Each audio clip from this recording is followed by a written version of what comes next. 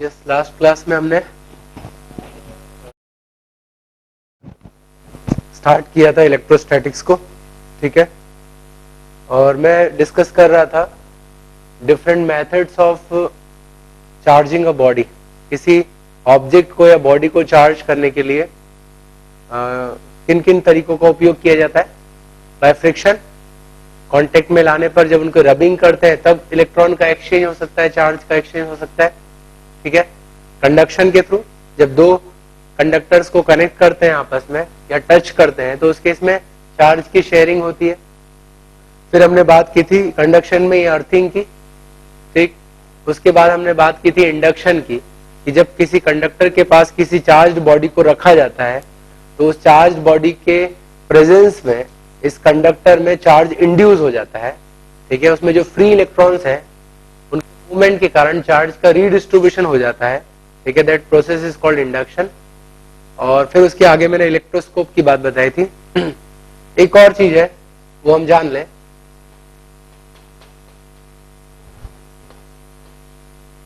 ये कोई कंडक्टर है, सही, न्यूट्रल है, में कोई चार्ज नहीं है।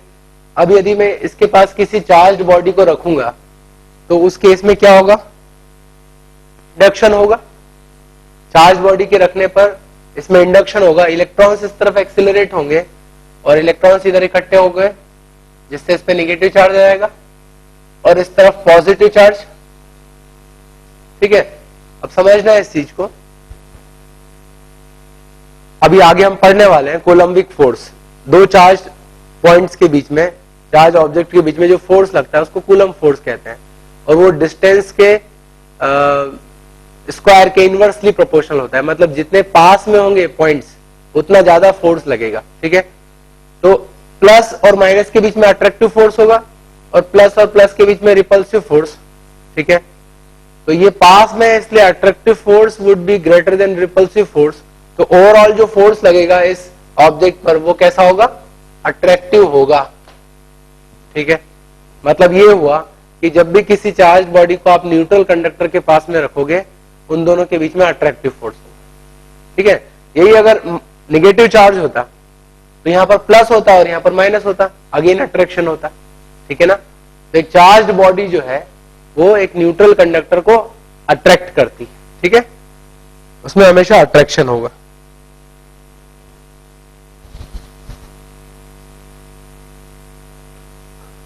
एक एग्जांपल लेता हूं, हमारे पास तीन ऑब्जेक्ट है ए, बी और सी, ठीक है। और इनमें से दो ऑब्जेक्ट जो है वो चार्ज्ड है और एक जो है वो न्यूट्रल कंडक्टर है, ठीक। तीन है ए बी सी, दो ऑब्जेक्ट जो है वो चार्ज्ड है और एक जो है उनमें से न्यूट्रल कंडक्टर है, ठीक। अब मुझे आपको आइडेंटिफाई करना है कि उसमें से न्यूट्रल कंडक्टर क्या है। मैं कुछ कंडीशंस दे रहा हूं, ठीक। जब ए और बी को पास में लाते हैं, ए और बी को पास में लाने पर हम देखते हैं कि उनमें रिपल्शन होता है, वो एक दूसरे को रिपेल कर देते हैं।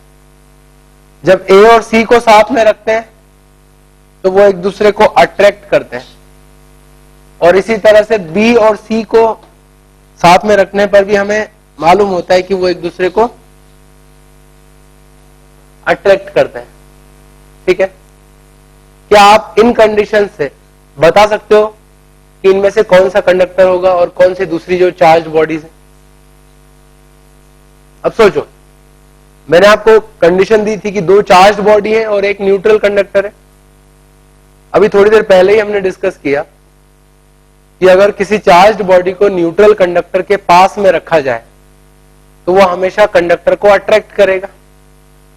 मतलब कंडक्टर के साथ बाकी चार्ज बॉडी का तो हमेशा अट्रैक्शन ही होगा, ठीक है। तो अट्रैक्शन कहां हो रहा है, ए और सी के बीच में और बी और सी के बीच में। इसका मतलब इनमें से ही कोई, इन पेयर्स में से ही एक कंडक्टर होना चाहिए, ठीक है, उसका हमेशा अट्रैक्शन होगा। अच्छा, जो दूसरी चार्ज बॉडीज है उनमें डिपेंड करेगा। अगर दोनों में एक जैसा चार्ज हुआ, प्लस प्लस या माइनस माइनस, तो रिपेल करेंगे और प्लस माइनस हुआ तो अट्रैक्ट करेंगे, ठीक है। अब एक बात तय हो गई कि कंडक्टर का दूसरे के साथ रिपल्शन नहीं हो सकता है, मतलब ये जो रिपेलिंग बॉडीज है ये चार्ज्ड बॉडीज होना चाहिए, समझ रहे हो ना। ये रिपेल कर रही है एक दूसरे को, मतलब दोनों चार्ज्ड बॉडी होनी चाहिए और दोनों में एक जैसा चार्ज होगा, प्लस प्लस या माइनस माइनस। और तीसरा जो है ऑब्जेक्ट वो कंडक्टर होना चाहिए जिसको दोनों बॉडी अट्रैक्ट कर रही है, ठीक है। तो इस कंडीशन से हम कह सकते हैं सी इज न्यूट्रल कंडक्टर। ठीक, अब इसके आगे बढ़ते हैं हम।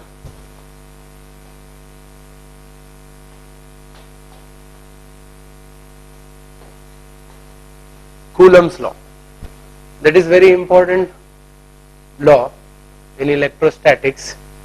देखो हमने शुरुआत की थी एक एक्सपेरिमेंट के थ्रू, मैंने बताया था कि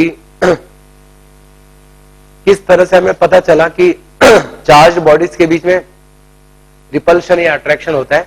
ग्लास रॉड और प्लास्टिक रॉड के साथ हमने एक एक्सपेरिमेंट देखा था, ठीक है। तो उनके बीच में रिपल्सिव या अट्रैक्टिव फोर्स लग रहा है, तो कूलम ने क्या किया, इसी तरह की चार्ज्ड स्फेरिकल बॉल्स ली और उनके बीच में फोर्स को मेजर किया, अट्रैक्शन या रिपल्शन को, ठीक है, और उसको एक फॉर्मूले के थ्रू इन्यूमरेट किया, ठीक है। That is called Coulomb's law. So Coulomb's law is related to force of interaction between two charged or 2 point charges. It is related to force of interaction between 2 point charges. There are 2 point charges, उनके बीच में जो force होगा उसको Coulomb's law बताता है। Remember this thing, it is not directly related to force between charged bodies, but it is related to force between point charges, ठीक है। Point charge का मतलब क्या, मतलब पार्टिकल के फॉर्म में होना चाहिए, बहुत छोटा होना चाहिए, उस पर अगर कोई चार्ज है, दूसरा कोई पॉइंट है उस पर कोई चार्ज है, ठीक है। तो इनके बीच में फोर्स के लिए हम कूलम्स लॉ का यूज करेंगे। बट अगर कोई चार्ज बॉडी है, ये कोई चार्ज बॉडी है, तो इनके बीच में भी फोर्स लग रहा होगा, बट सीधे हम कूलम्स लॉ नहीं लगा सकते, it is valid only for point charges, ठीक। कूलम्स लॉ क्या है उसको मैं स्टेट करता हूं। देयर आर 2 पॉइंट चार्जेस, एक पर चार्ज है Q1 और दूसरे पर Q2, ठीक।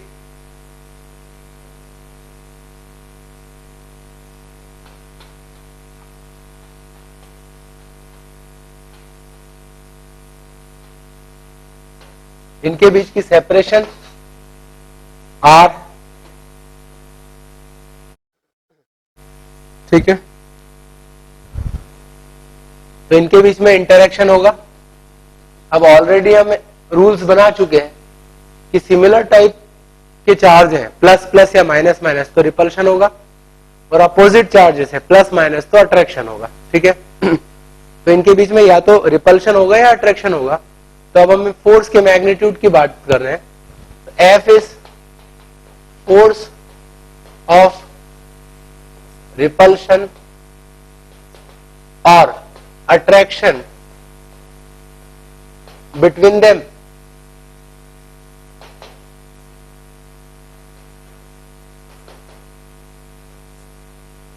मतलब मैग्नीट्यूड की बात कर रहे हैं, उनके बीच में फोर्स क्या होगा।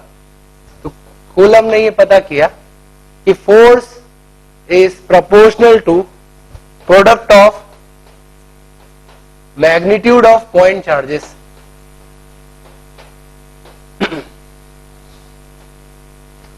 It is proportional to product of magnitude of charges, ठीक है। उनके मैग्नीट्यूड के प्रोपोर्शनल है, मतलब अगर आप चार्ज का मैग्नीट्यूड बढ़ाओगे तो फोर्स बढ़ेगा। क्या किया होगा उसने, सोचो। उसने 2 चार्ज बॉल्स ली, उनके बीच में फोर्स मेजर किया। अब एक चार्ज बॉल का जो चार्ज है से उसने डबल कर दिया समहाउ। अगर डबल कर दिया तो उसको क्या मिला उसको मिला कि जो फोर्स है वो भी डबल हो गया। फिर उसने पहले लिया चार्ज Q1 Q2, तो फोर्स मिला F। अब उसने क्या किया, इस चार्ज को डबल कर दिया 2Q1 और ये Q2, तो फोर्स डबल हो गया। अब उसने इसको डबल ही रहने दिया और इसको 3 टाइम्स कर दिया मान लो Q2 को, तो उसको फोर्स मिला 6 टाइम्स। इसका मतलब ये हुआ कि इस चार्ज को बढ़ाने पर फोर्स बढ़ रहा है, इसको बढ़ाने पर भी फोर्स बढ़ रहा है। दैट मीन्स जो फोर्स है that should be proportional to product of both the charges, ठीक है, उसके प्रोपोर्शनल होगा। ये पहला कंक्लूजन। दूसरा, उसने फिर क्या किया, डिस्टेंस चेंज की। जब उसने डिस्टेंस डबल की तो उसको पता चला कि जो फोर्स है वो 1/4 हो गया। जब डिस्टेंस 3 टाइम्स की तो फोर्स जो है वो 1/9 हो गया, ठीक है। तो उसका कंक्लूजन था force is inversely proportional to square of distance between point charges, ठीक है। वो डिस्टेंस के स्क्वायर के इनवर्सली प्रोपोर्शनल होगा। तो डिस्टेंस बढ़ाओगे फोर्स कम होगा, डिस्टेंस कम करोगे तो फोर्स बढ़ेगा, ठीक है। तो ये 2 कंक्लूजन है। इसके अलावा एक और चीज है कि इनके बीच में जो फोर्स लग रहा है वो मीडियम पर भी डिपेंड करता है, ठीक है।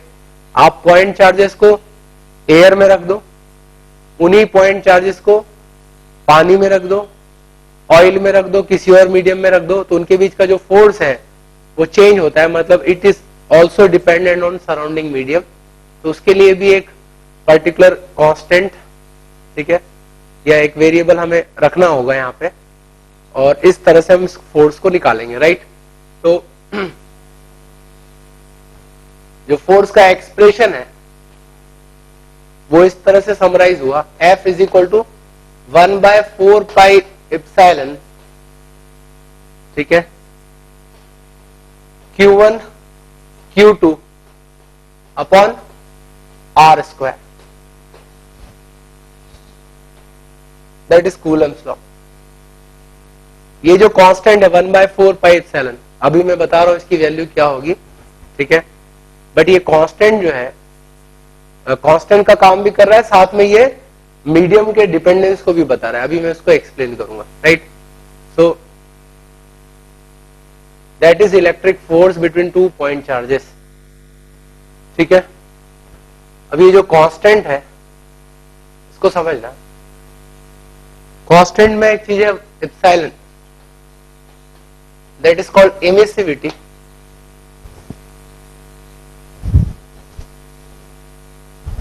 that is electrical permittivity of medium,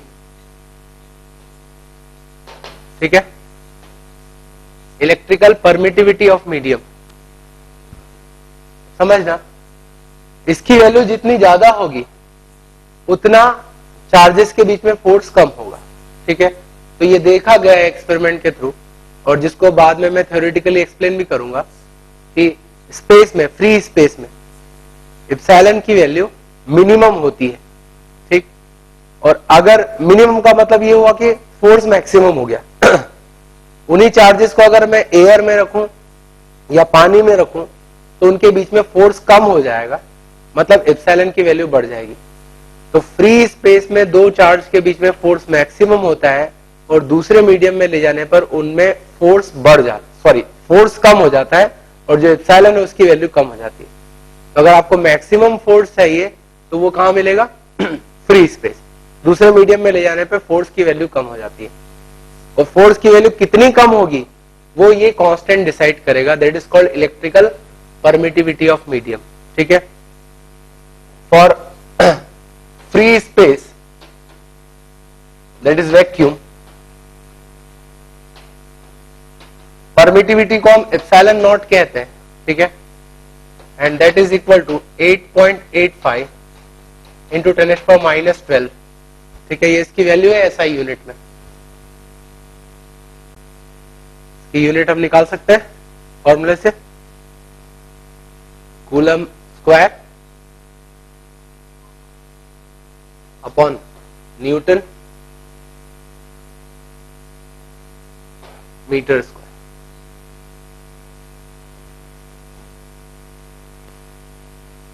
ठीक है. So that is electrical permittivity of vacuum और free space. And remember, for air electrical permittivity is almost equal to epsilon naught. तो इसलिए हम क्या करते हैं, वैक्यूम में या एयर में जो परमिटिविटी है उसकी वैल्यू लगभग सेम लेते हैं. ऑलमोस्ट आप उसको वैक्यूम की तरह ही ट्रीट करते हो. ठीक है. तो दोनों में फोर्स में ज्यादा डिफरेंस नहीं होता है. राइट.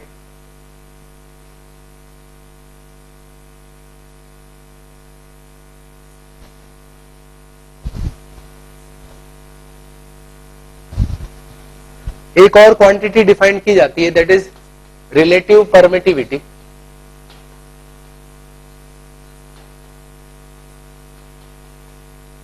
Of medium. इसको ER से डिनोट करते हैं. That is nothing but ratio of permittivity of medium to permittivity of free space और वैक्यूम. वैक्यूम के परमिटिविटी से हम उसको कंपेयर करते हैं. ठीक है. तो मीडियम की परमिटिविटी को लिखा जा सकता है वैक्यूम की permittivity into relative permittivity of medium. ठीक है. और जैसा कि मैंने कहा कि ये जो रिलेटिव परमिटिविटी है, ठीक है, या परमिटिविटी ऑफ जो मीडियम है, इसकी वैल्यू हमेशा फ्री स्पेस से ज्यादा होती तो फोर्स कम हो जाता है. दैट मीन्स ER की वैल्यू ग्रेटर देन और इक्वल टू 1 होगी. ठीक है. फॉर फ्री स्पेस और एयर दोनों के लिए ऑलमोस्ट सेम है. ER इज इक्वल टू 1 और बाकी मीडियम के लिए ER की वैल्यू 1 से ज्यादा होगी. ठीक है.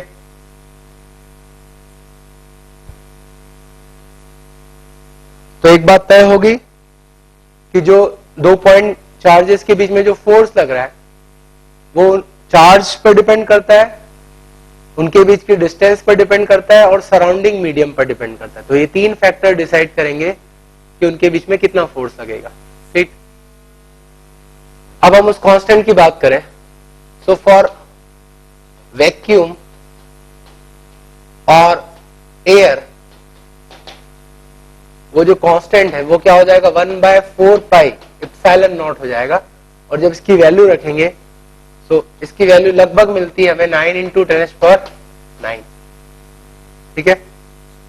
और यूनिट क्या हो जाएगी हम देख सकते हैं, it should be newton metre square by coulomb square.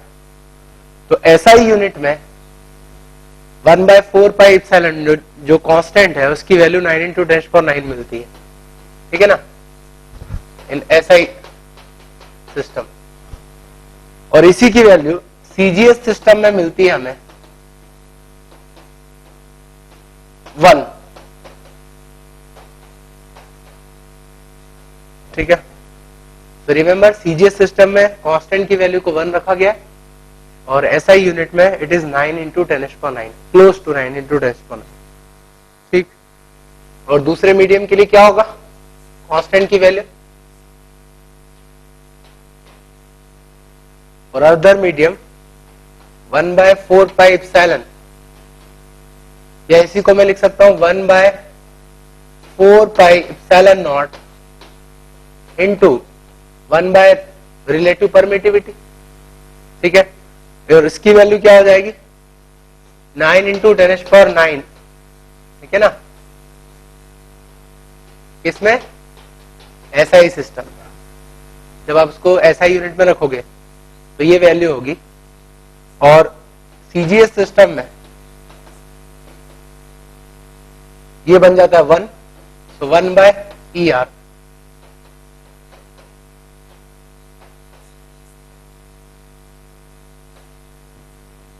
तो आपको क्वेश्चन में उसकी रिलेटिव परमिटिविटी दी जाएगी. ठीक है.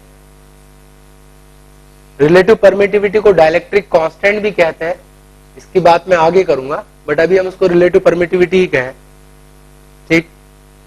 तो फॉर एग्जांपल किसी मीडियम की रिलेटिव परमिटिविटी दी है 10. इन दैट केस जो कांस्टेंट है वो वैक्यूम के कंपैरिजन में 10 टाइम्स कम हो जाएगा. मतलब आप 10 से डिवाइड करोगे. अगर रिलेटिव परमिटिविटी 30 है तो आप यहां 30 लिख दोगे. ठीक है. तो कांस्टेंट के कम होने के कारण जो फोर्स है, फोर्स की वैल्यू भी कम हो जाएगी, right. So remember that thing, दो पॉइंट चार्जेस के बीच में फोर्स मैक्सिमम कब होता है? जब वो फ्री स्पेस में या एयर में रखे हो, और बाकी मीडियम में फोर्स की वैल्यू कम हो जाती है, ठीक।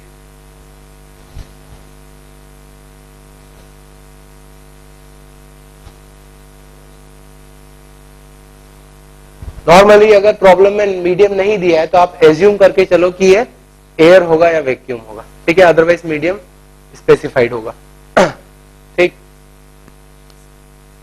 तो जो फोर्स लग रहा है उसकी बात की, अभी मैं फोर्स की डायरेक्शन की बात करता हूं। तो ये पॉइंट चार्जेस है, हो सकते हैं, मान लो दोनों ही पॉजिटिव चार्ज है, plus Q1 and plus Q2। सबसे पहली बात, चाहे वो प्लस हो या माइनस हो, उनके बीच में लगने वाला फोर्स उन दोनों पॉइंट को जोड़ने वाली लाइन के अलोंग लगेगा। तो जो दो पॉइंट चार्ज है उनके बीच में एक जोड़ने वाली लाइन ड्रॉ कर लो, तो इसी लाइन के अलोंग फोर्स लगेगा उनके बीच में, ठीक। प्लस प्लस लाइक चार्जेस, तो इनके बीच में रिपल्शन होगा, तो दोनों एक दूसरे पर रिपल्सिव फोर्स लगाएंगे।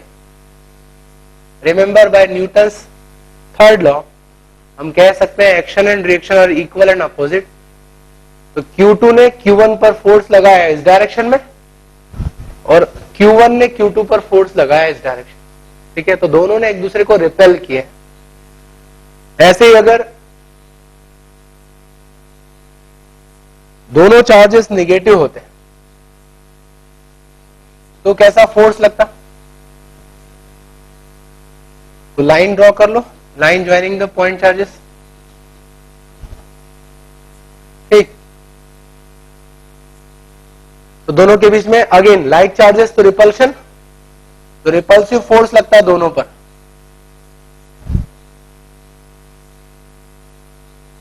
सो Q1 ने Q2 को रिपेल किया, इधर फोर्स लगाया, और Q2 ने Q1 को इस तरफ रिपेल किया है, ये उसकी फोर्स की डायरेक्शन।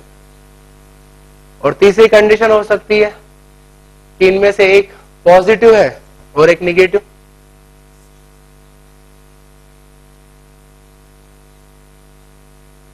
ठीक है। तो इस केस में दोनों के बीच में अट्रैक्शन होगा,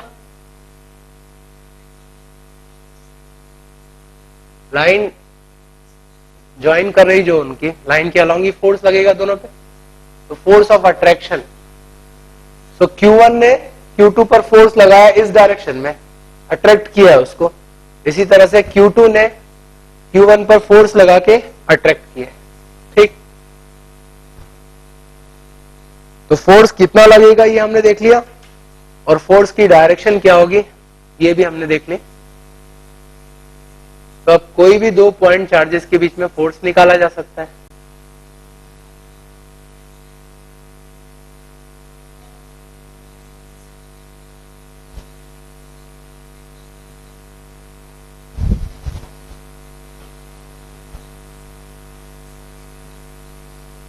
एक एग्जांपल लेते हैं हम।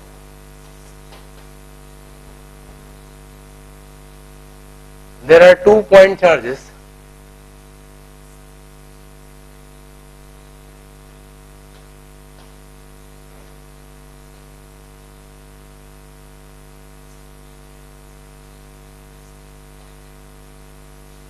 इन पर चार्ज दिया है +2 माइक्रोकुलम एंड -1 माइक्रोकुलम, राइट।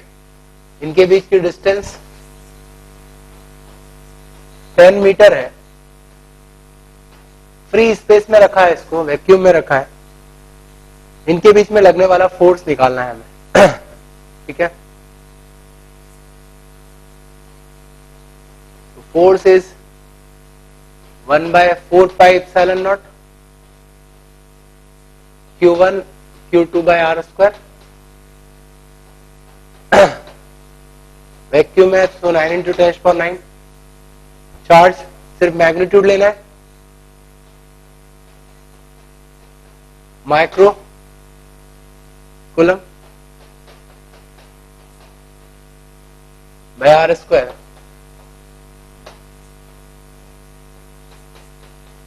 ठीक, so it is 18 into 10⁻⁻⁻⁵ और 1.8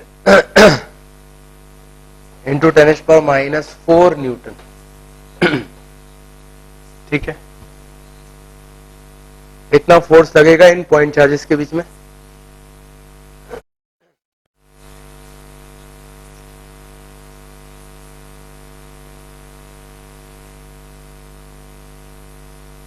अगर सेम पॉइंट चार्जेस को सेम डिस्टेंस पर एक ऐसे मीडियम में सबमर्ज कर देते हैं, ऐसे मीडियम में रखते हैं जहां की रिलेटिव परमिटिविटी 18 है, तो क्या होगा?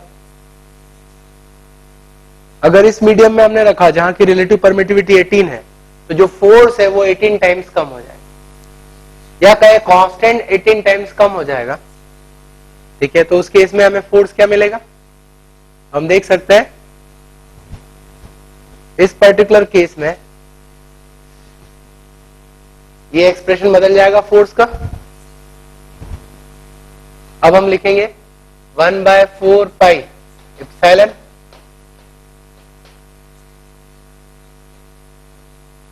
या इसको मैं लिखूं एप्सिलॉन को epsilon naught into epsilon R relative permittivity, तो लिखा जा सकता है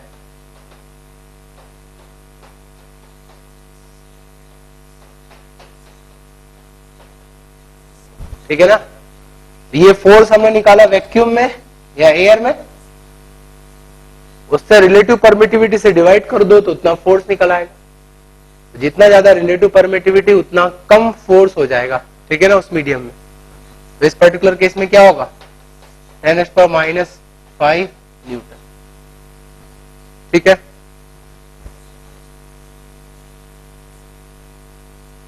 तो मीडियम चेंज करने से फोर्स कम होगा। ये तो दो पॉइंट चार्ज के बीच में फोर्स है, बट अगर किसी चार्ज के आसपास एक से ज्यादा चार्ज हुए तो उस पर कितना फोर्स लगेगा ये हमें निकालना है। Now we know that force is a vector quantity, right. Charge के आसपास अगर बहुत सारे अलग अलग चार्जेस हैं तो उस केस में सभी पॉइंट चार्ज उस पर फोर्स लगाएंगे। ठीक है, तो सभी फोर्सेस का हमें वेक्टर सम करना पड़ेगा, तब हमें रिजल्टेंट फोर्स मिल जाएगा जो कि उस पॉइंट चार्ज पे लग रहा है। ठीक है, तो that is superposition of forces, right. से ये पॉइंट चार्ज है Q और इसके आसपास कई सारे charges Q1, Q2, right, Q3, Q4, इस तरह से और भी n number of charges, right. इस पर कितना फोर्स लग रहा है वो हमें निकालना है। तो सबसे पहला काम क्या करना है, आप एक एक चार्ज के कारण लगने वाले फोर्स को कंसीडर करो। जैसे मैं 1 की बात करूं तो Q पर ये Q1 भी फोर्स लगाएगा।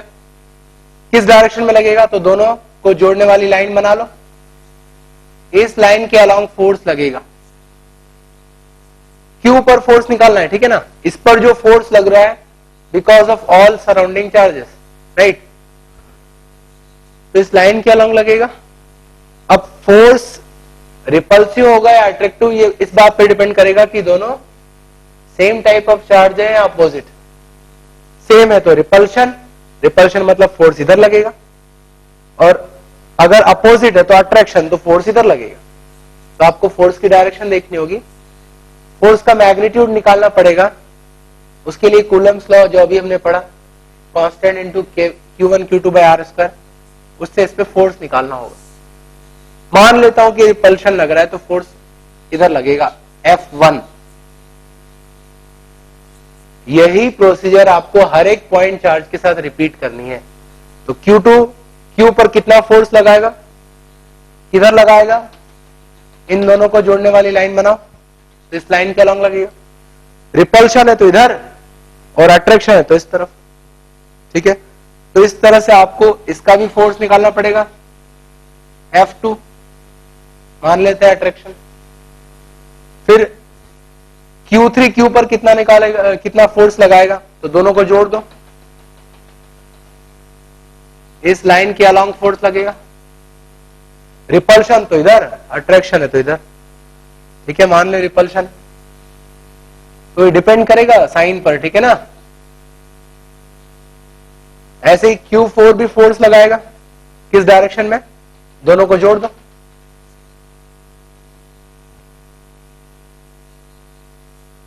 अट्रैक्शन तो उधर, रिपल्शन तो इधर, मान लो अट्रैक्शन। तो ऐसा आपको क्या करना है, जितने भी पॉइंट चार्जेस है सराउंडिंग में, सभी के कारण फोर्स निकालना है, ठीक है, जिस पर फोर्स निकालना है उस पॉइंट के लिए। तो नेट फोर्स कितना हो जाएगा उस पर, तो net force is equal to vector sum of all the forces acting on the given point charge.